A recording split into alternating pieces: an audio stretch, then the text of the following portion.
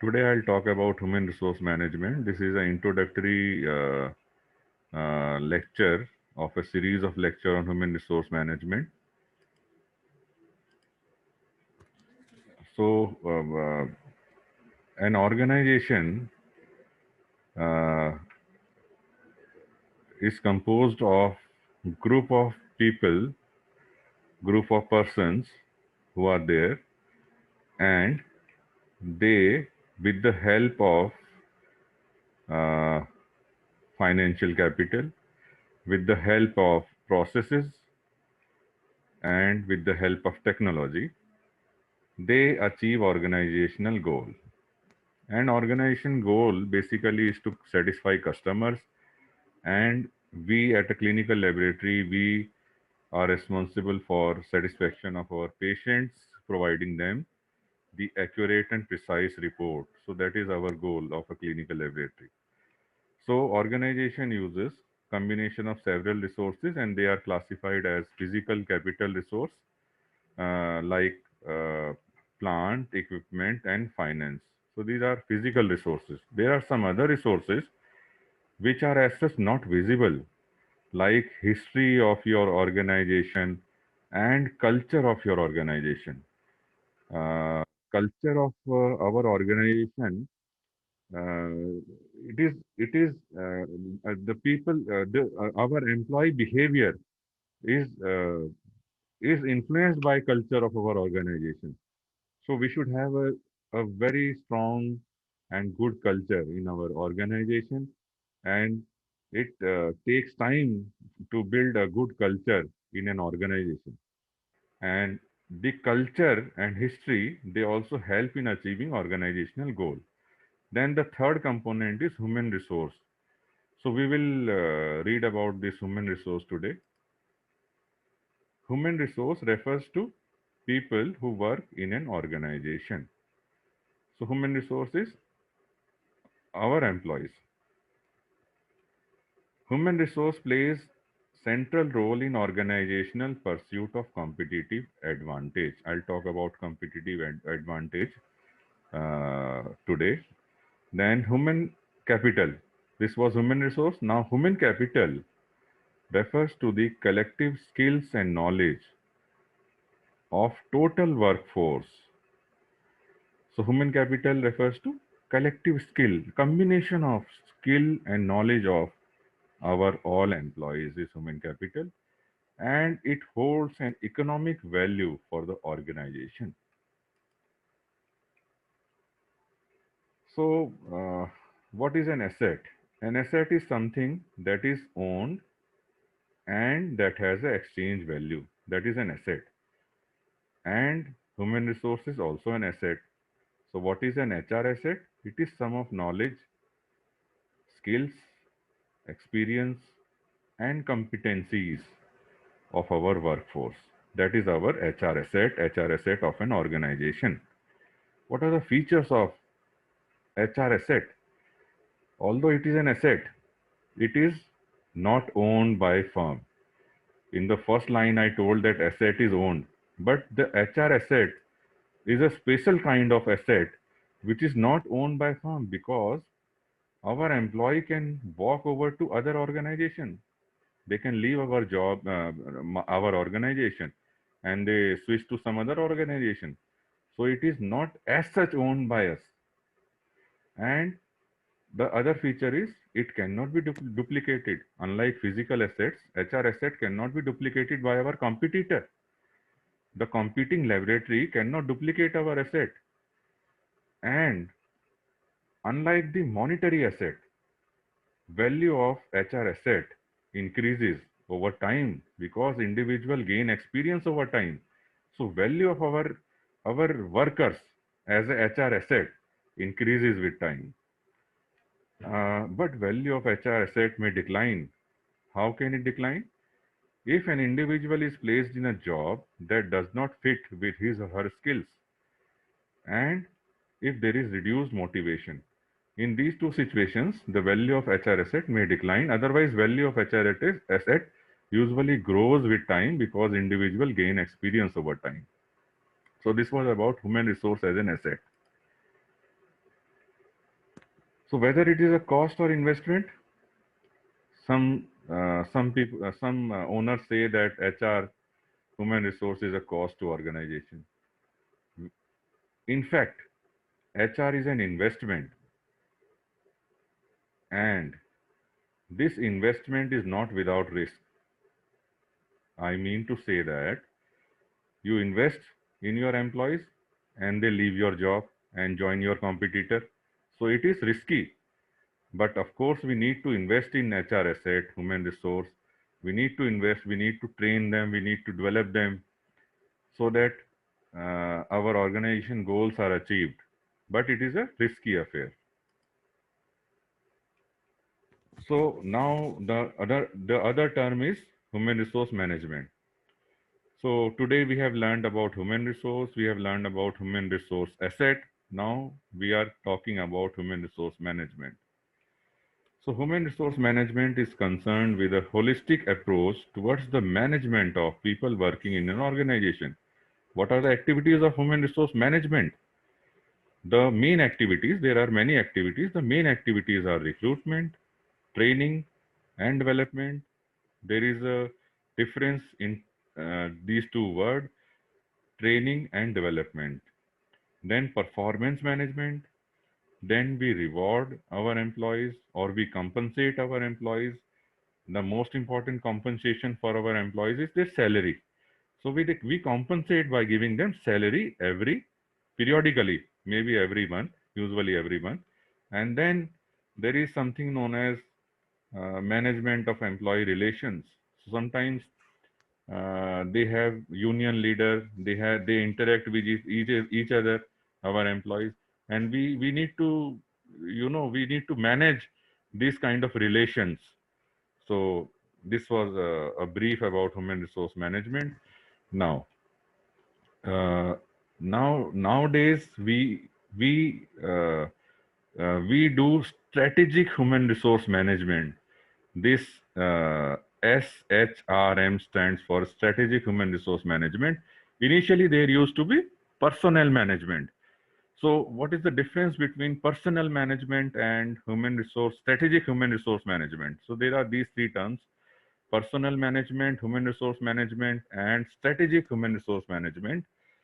The personnel management was mechanistic, it was bureaucratic, it was highly centralized, it was it was like formal thing, and it had low flexibility as compared to strategic HRM. I'll talk about strategic HRM more a little later.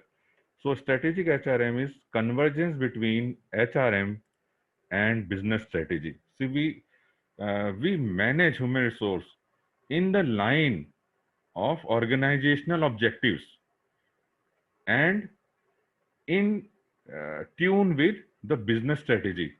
Various types of business strategy I'll talk about today. It is a proactive thing.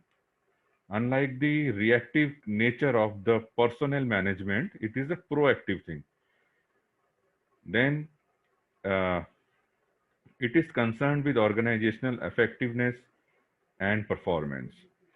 So the HRM in 1970s is midway between these two, somewhere midway between these two. So what is strategic approach to HRM? Strategic approach to HRM refers to relationship between human resource practices, that is human resource management, and the strategic objectives of an organization. And by strategic objectives, we mean the long-term goal of the organization. I'll talk about strategies a little later. So, what are the objectives of HRM? There are basically uh, these two objectives. The one is to ensure the availability of what? Availability of skilled, committed, and highly motivated. These words are important. Availability of skilled, committed, and highly motivated workforce in the organization to achieve what? To achieve sustained competitive advantage and to provide direction to the organization so that both the business need and the individual need and the collective need of its workforce are met. So we take care of in strategic HRM, need of both the employee as well as our organization, as well as the need of our business. So this is about strategic HRM objectives. I am talking about competitive advantage again and again. So what is the competitive advantage? We live in a competitive world. One person compete with other person. Similarly, the business organizations, they compete with one another. So, in order to achieve success and achieve all our goals, we need to have a competitive advantage. How can we have a competitive advantage? An organization is set to achieve competitive advantage when it is able to gain and maintain an edge over its competitors. So, this is the achievement of competitive advantage when you gain and maintain an edge over the competitors. And how will you do that? By differentiating its products or services from those of its competitors, thereby increasing its market share. So this is how you, by differentiating its products means for a clinical laboratory, you improve the quality of your reports, the accuracy and precision of your report, and that is how you differentiate yourself from other clinical laboratories. So this is the competitive advantage. Uh, there are certain features of human resource, and this is one approach which is known as VRIO approach. It states that human resource can create a value. So V stands for value. Human resource is it is like uh, to develop and exploit rare characteristics of human resource. So R stands for rareness. Then I stands for inability, because it cannot be imitated by competitors. Your competing laboratory, your competing organization cannot reproduce your workforce. Their workforce will be different. Your workforce will be different. If you train and develop your workforce, it cannot be imitated by your competitors. And organization, O stands for organization in the form of team, or team in workplace. So team with systems and practice in place. So this is a one approach known as VRIO approach. So every organization have a life cycle, and a business organization have this kind of life cycle. Initially, you start your business and there is a startup phase. Then your business grow with time, that is the growth phase. Then there is a maturity phase of your business, and ultimately, if you do not modify or you do not adapt to the changing environment, your organization will decline. So you need to adapt. If you do not adapt, then this cycle is there: startup phase, growth phase, maturity phase, and decline phase. So our strategy of human resource changes with the cycle, the stages of this cycle. So in startup phase, when you start your business, you focus on recruitment and commitment. So you recruit more and more human resource to your organization because your organization is starting up. Then there is a growth phase. Your organization is growing, your business is growing. You train and develop your workforce. Then there is maturity. Then there is a phase of your profit remain stationary. They are not increasing.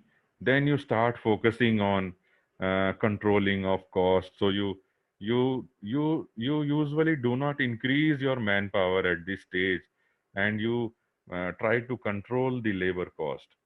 Then, if unfortunately there is decline phase, if you do not adapt to the environmental changes, then you focus on rationalization of workforce.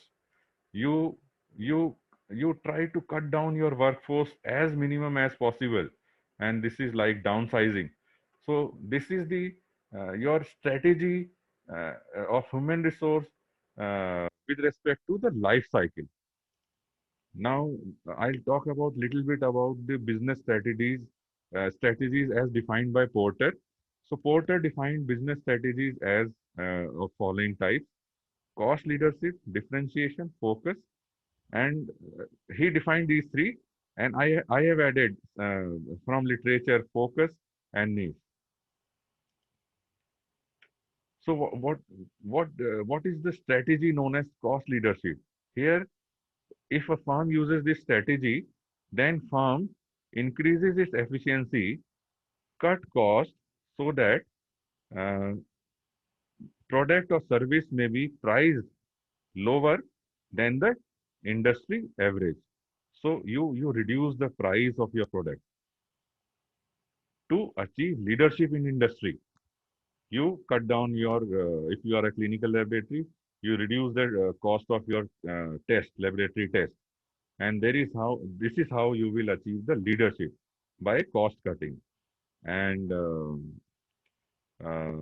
it is appropriate in stable environment. So if business and industry environment is stable, then this is possible. Then differentiation, the firm distinguishes its products or service from its competitors.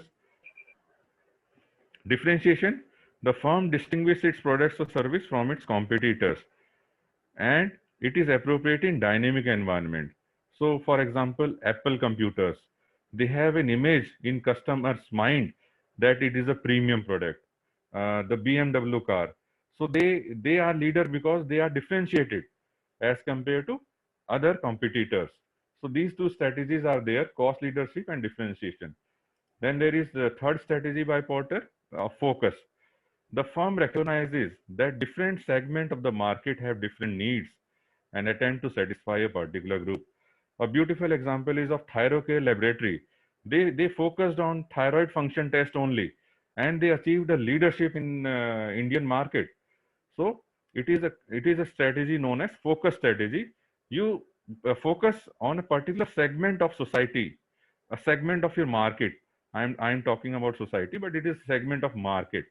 So you focus on that segment only, and you achieve leadership. Then there is a fourth term known as focus and niche. This is like a one-step financial service provider. For example, banking industry, a bank in your local area. So it is focused and niche. It functions in local area and focus to those customers only. So how the HR strategy changes with the business strategy.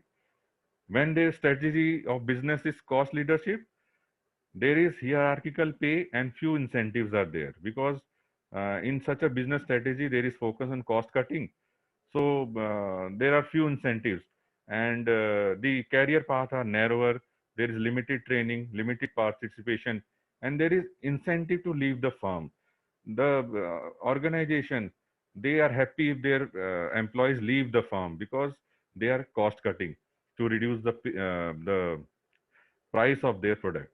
Then in differentiation, there is fair pay, many incentives, broad career path, and extensive training. They train their employees so that they can produce a very differentiated product. And there is high participation, and they focus on hiring. They focus on hiring new and new workers to bring new ideas so that their product improves. And the third strategy by Porter was focus. And in focus, there is fair pay, many incentives, broad career path, and the this point is important. They hire from the target market. So if you focus a particular geographical area, you hire from that geographical area. Your employees, you focus that your employees should be from that geographical area so that they know their customers better. So this is how the HR strategy or strategic HRM is in line, in tune with the Porter's business strategy. So this was end of lecture.